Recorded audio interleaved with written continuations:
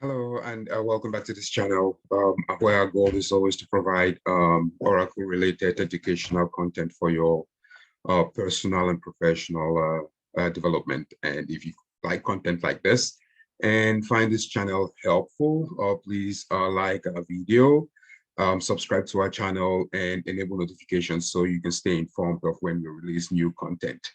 Also, do not forget to share. So this is the second part of a two-part series. In the first part, we configured, we installed an Oracle Linux 7 server within our Oracle VirtualBox Manager, and that is that right here. And then for the second part, the plan is for us to be able to install and configure an Oracle 12c Release 2 database. The software for that can be downloaded from the edelivery.oracle.com website. Make sure to search for Oracle Database 12.201. And that particular software that you're going to download is this highlighted right here. And its size is 3.2 gigs. So for the part two, therefore, we are going to be preparing a server initially to be able to handle that installation. So let's go over to MobileXtem, shall we? Within MobileXtem, we have successfully connected to our server. And there are two things that I need for us to be able to verify. The first thing is we want to make sure that we have a fully qualified name for the server. So remember, if we do a host name, we have a server name, and we do a host name -i, we have a server IP. But let's cut the contents of our etc host file. And that gives us that all fully qualified right here. And we want to make sure that we have an entry like that exists. Now, the second thing is we are going to use one of two methods to prepare our server. So to be able to handle the Oracle 12c installation, there are some kernel parameters that need to be changed. And there are some users and user groups that need to be created. And for us to be able to do that, I prefer doing it automatically by running that yum package. There is a yum install Oracle Database 12c Release 2 pre-install package. So we will go ahead and run that now. If you don't use this package, you would have to make manual changes to some specific files in your etc folder. So let's go ahead and do that. Now, before we do that, let's make sure that we have connectivity to the internet. So I'm going to ping and send some packages. I'm going to send 5 packages to google.com just to make sure that I have connectivity. I'm just going to minimize this screen right here so that kind of widens up my real estate. So right now we've sent 5 packages, received 5, so there's no package loss, which means we have connectivity to the net. And let's go ahead then and run that yum package.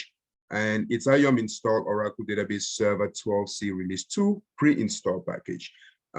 Let's go ahead and do that. Now, sometimes you might find that your repositories might not be updated and you might have some failures, but hopefully that is not the case, and we are able to install those packages.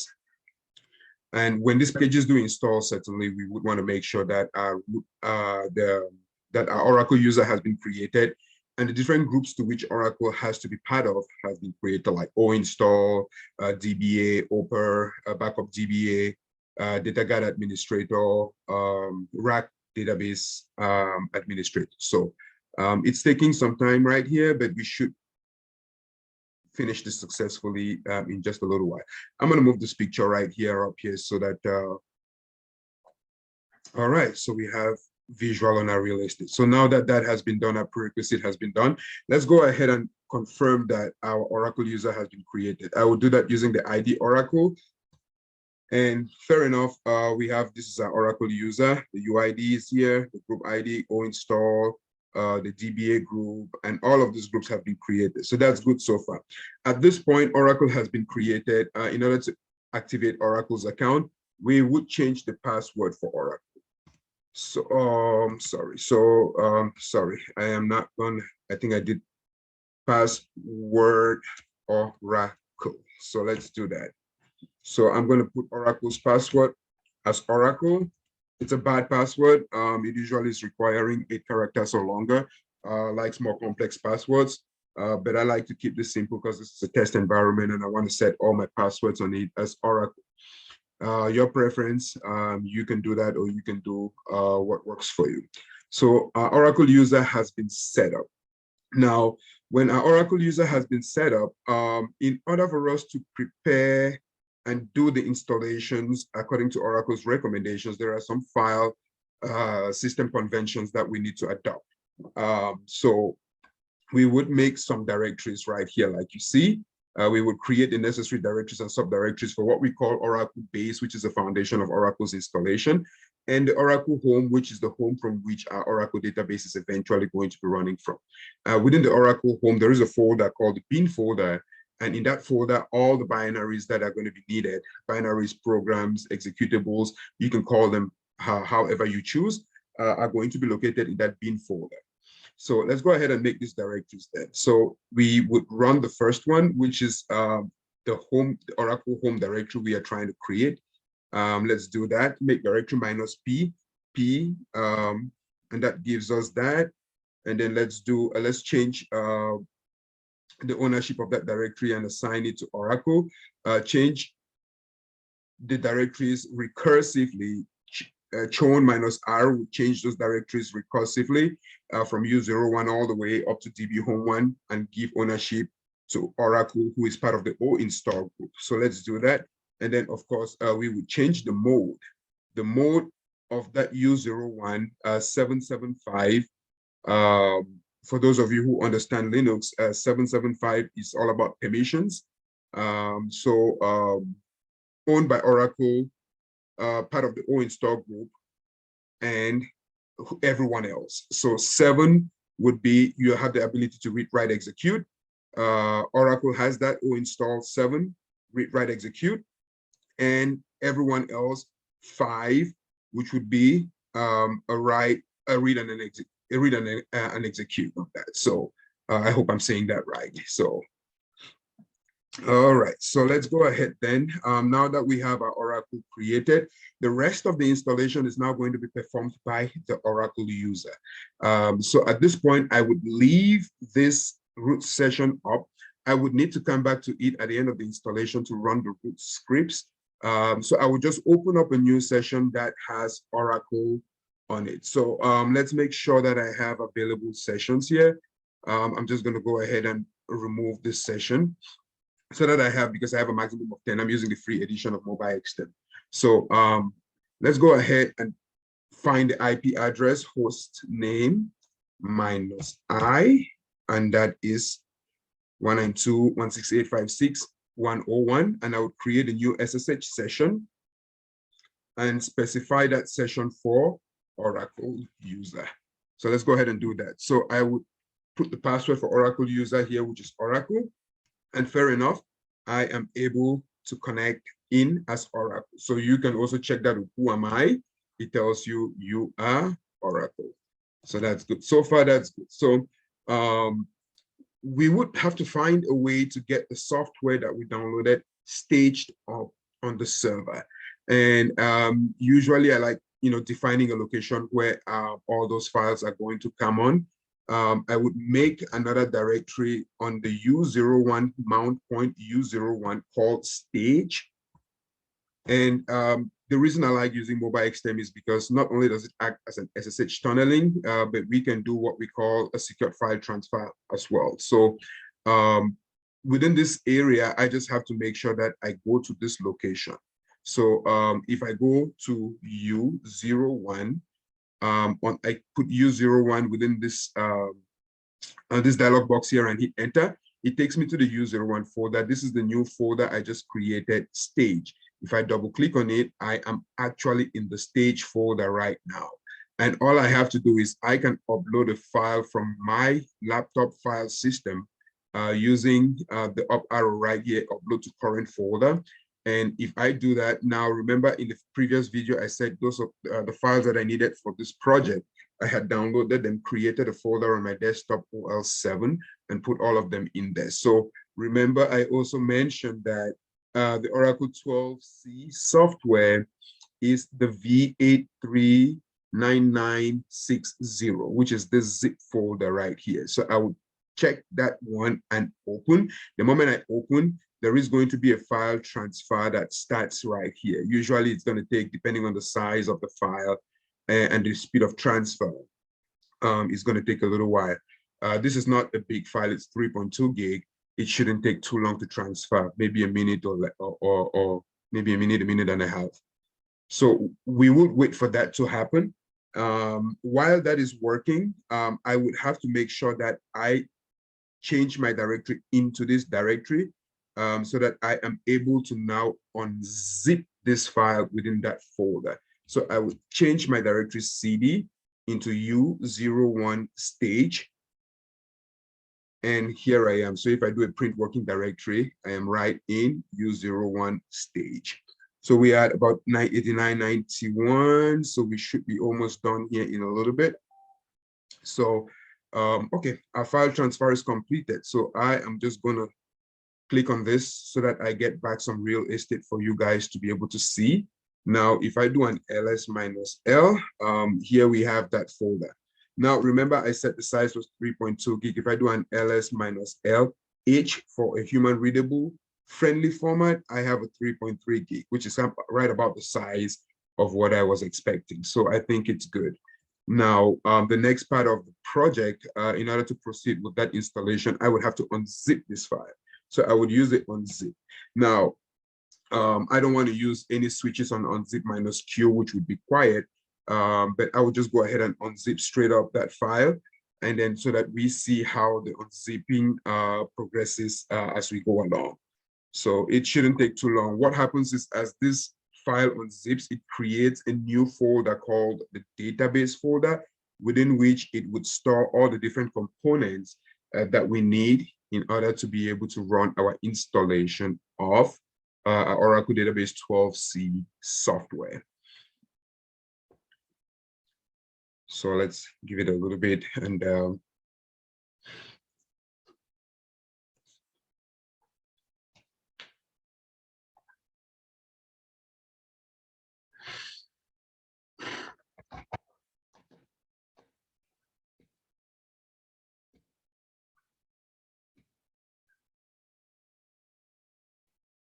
okay, it looks like our unzipping is completed.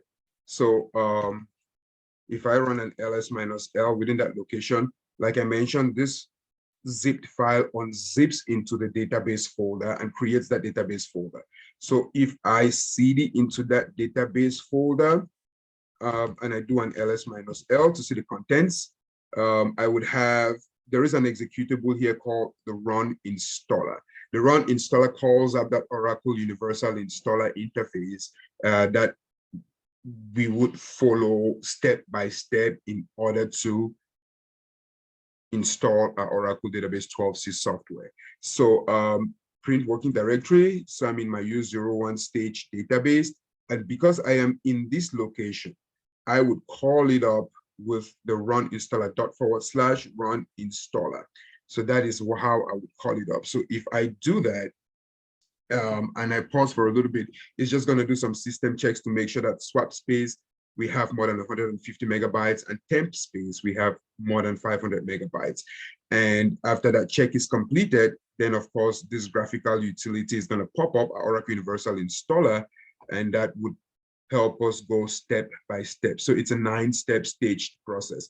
On this document, I did try to summarize what you would need to make as choices for the different stages. Installation option, we don't want to receive any security updates from my Oracle support. This is a test environment, and we don't have Oracle support for this one. It's gonna prompt me to verify if I really don't want that, and I would say yes. In the installation options, I would choose install the database software only. We want to first of all install the database software successfully. And when that is done, we would use the database configuration assistant to configure a new database. So let's go ahead and go next. We are going to work on installing a single instance database. This is not a cluster. The server we installed is not part of a cluster. So we cannot use real application clusters on this particular server. In future videos, there's going to be a whole series on how to configure real application clusters. We would choose the Enterprise Edition. And here we want to make sure that our Oracle base, which is a base of our Oracle installation, is set to U01 App Oracle. And we want to make sure that our software location is set to that location that we define. And if you can see right here, we defined it as 12.201 DB_home, which is different from this one. So I would click on the browse, and I would start from the mount point, from the root mount point, and go through systematically to make sure I choose the right location for my Oracle home. Oracle product 12.201 DB home. So that's the location I want my binaries to get installed in, and I go next. And this is the Aura inventory. The Aura inventory group name or install. At the end of the installation, we would have root scripts that would change the permissions of Aura inventory and assign them to Aura to O install. If you like, you change this. If you like, you leave it the way it is. I would just put most of them as, DBA, because Oracle is the only user I have, and that he's part of that DBA group. And I proceed. It does some prerequisite checks for you. And if you do identify some things at this level, then you can manually fix them. But then that provides us a summary of the installation. And if we take a look at this, we are installing, this is the location from which our installation is, and this is the location to which our software is going to be installed. And if all of that information is correct, and then we can go ahead and start our installation process. Typically, this is a short installation. It probably takes typically 10 minutes. But in the interest of the video, I will pause this video and let us return to that when we are ready to run the root scripts. So if I move this over and put out the details, you can also watch the details of that installation if you want to see what's going on in real time. I'm just going to widen this up a little bit, just so you see what's going on. You can do that if you want. But I'll pause the video for now and return in a few minutes. All right, so our installation succeeded, and we are at the final phase of running those root scripts. So the first one we are going to run would be the one that makes changes to the Aura inventory. And if this is the first time you are actually running a database software installation on the server, more than likely you are going to get that first script that actually changes permissions on the Aura inventory. So we would look at the instructions, open the terminal window, log in as root, run the scripts, return to this window and click OK. So let's go ahead and do the first one. So I would select that, Control-C to copy it. And remember, I left a window open here with the root user, because I knew we were going to be needing to run the root scripts. So let's go ahead and do that. Let's right click and then it automatically paste. I don't know if your mobile XTEM does that, but you can configure your mobile XTEM to right click and paste automatically. So let's hit enter. It is changing permissions of the Aura inventory, adding read-write permissions for the group, removing read-write execute permissions for the world or everyone else, and it's changing the group name to O install. So that is done. So we are ready to run the second script. Let's go ahead and click that, Control-C to copy. And I would right click again to paste here, and then we run root specific scripts. So it's asking me to enter the full path name of the local bin directory. I'm just going to leave it default to user local bin. And it's going to ask me if I want to set up Oracle Trace File Analyzer TFA. For now, this is a test environment. I'm not going to enable TFA.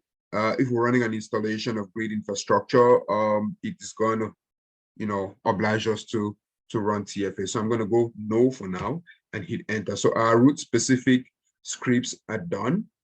And once we click OK, then we should get to the end of our installation. So we had a setup completed successfully with overall status as succeeded. That is always good to see, because we could always run into a bunch of issues. So let's close that. So we finally have been able to install our Oracle database software. And the second part of this exercise is to make sure that we configure an Oracle 12c database. So we would do that by invoking the Database Configuration Assistant, DBCA, utility from our Oracle Home bin. Remember I said the Oracle Home is the location where the binaries that are going to be needed to manage and administer your databases are all located in a folder called bin. So let's go over to that location. In our example, our Oracle Home is this location. Remember, we had defined that earlier. So I'm going to cd to that location. So U01 app Oracle product 12 to DB home 01. And I said it is in the Oracle Home bin location. So I would cd one more folder into the bin location. So let's do that right here. And I would add bin to this location. So, and I hit enter. If I do a print working directory, you would see here that I have seeded into the bin location. And I would run an ls just to list everything that's in that folder. And these are the binaries for the most part that you are going to need to administer your database. What we are looking for is a database configuration assistant, which is right here. And we would call that up using the /DBCA. And let's go ahead and do that. Oh, I cannot run this as root. Isn't that interesting? I certainly have to run this as Oracle. So I got carried away. Let's hit enter right here. And I would cd into this location like I did here on this side. Let's go back here. I would cd into that location to change that directory over to Oracle Home Bin, BWD. For my print working directory, it gives me Oracle Home Bin ls. I'm right here where I have my DBCA. So I would call up DBCA with the /DBCA. Now that is going to bring up another graphical interface where we are going to do step-by-step configuration of our database. So in the first option, it's asking us create a database, which is exactly what we want to do. So on next, on the database creation mode, there is this default. You can just change the name and then follow the defaults. But I kind of like to have a little more options as I try to walk through that so that I can also explain to you some of the things that I'm looking at. So for the database type, there are going to be three options: single instance, real application clusters, rack one node. Remember, we can't do any of these two racks because this is not a cluster server. So we would only be able to do a single instance database.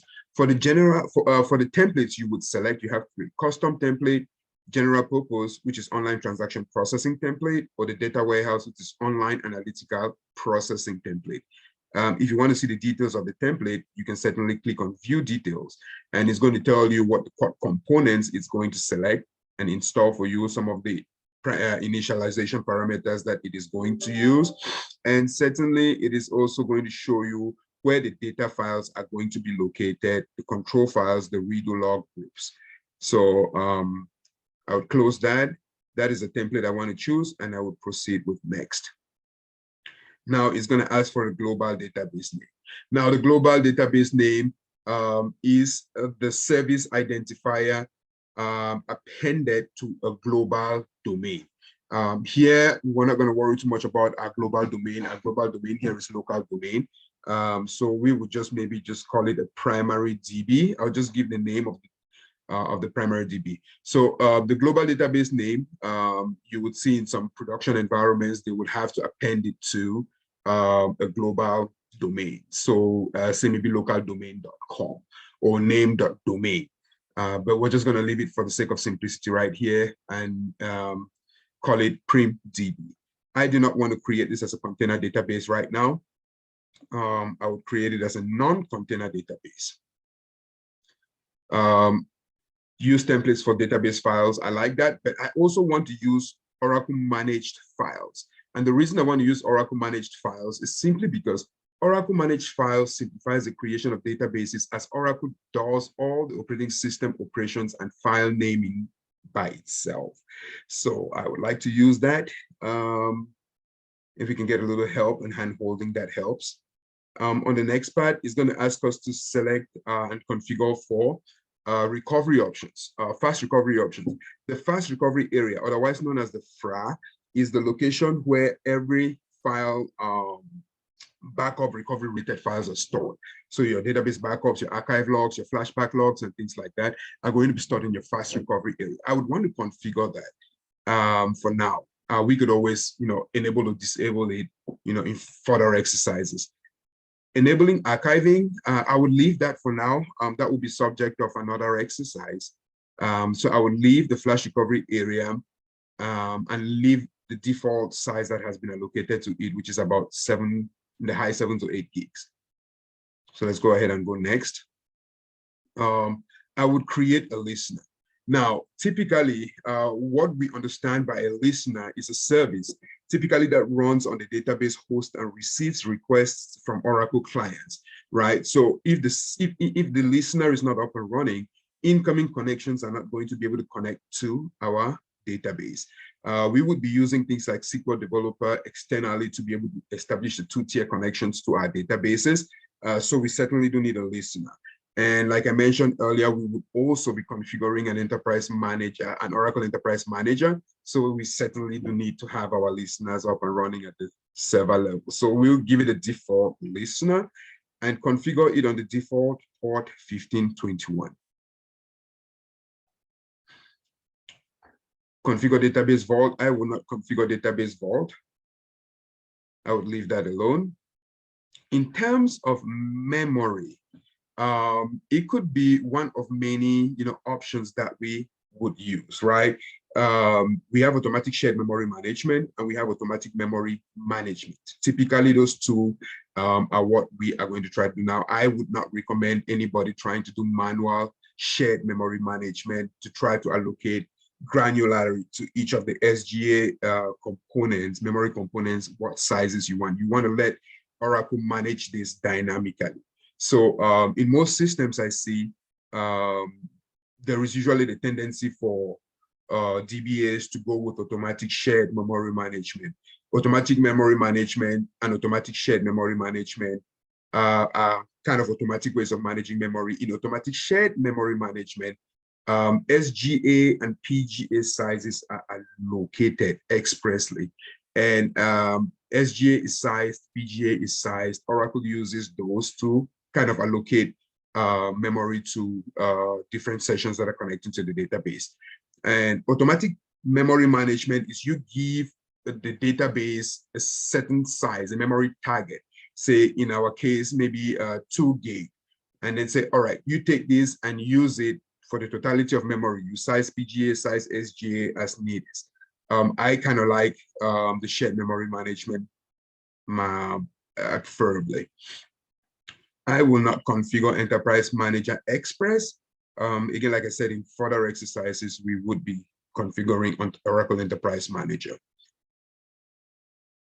I would use the same default password for all administrative accounts. This is my test environment. Again, like I mentioned that, I would give it Oracle.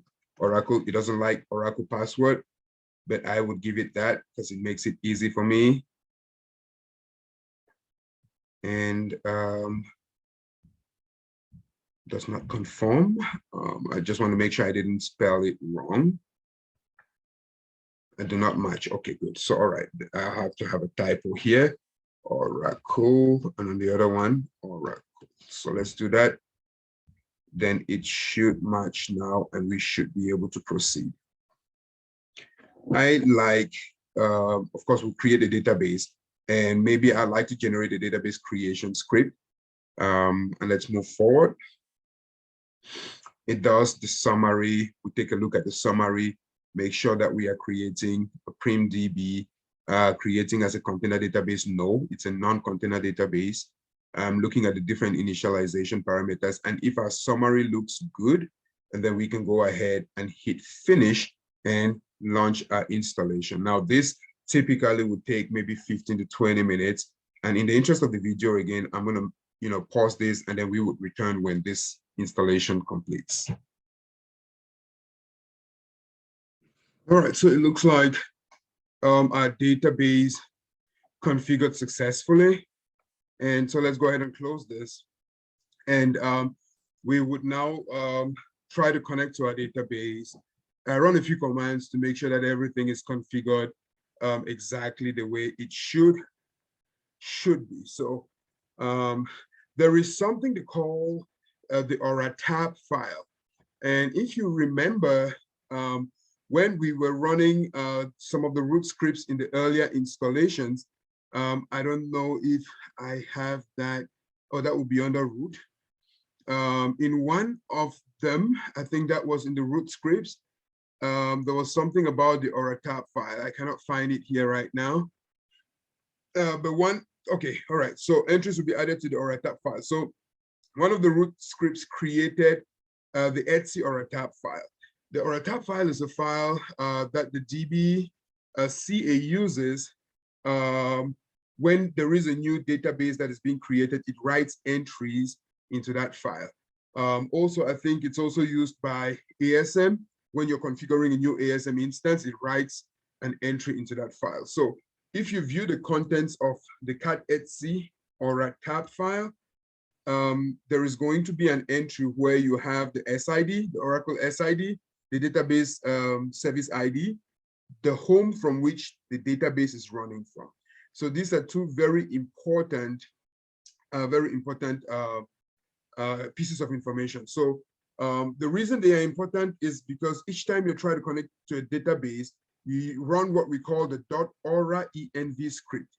The .aura env script is a Unix Linux command line utility that helps you set the required environment to which database you're trying to connect to. So when you run the script, it's a .aura env, and it's going to ask you a question: Oracle SID, which Oracle service identifier are you trying to connect to?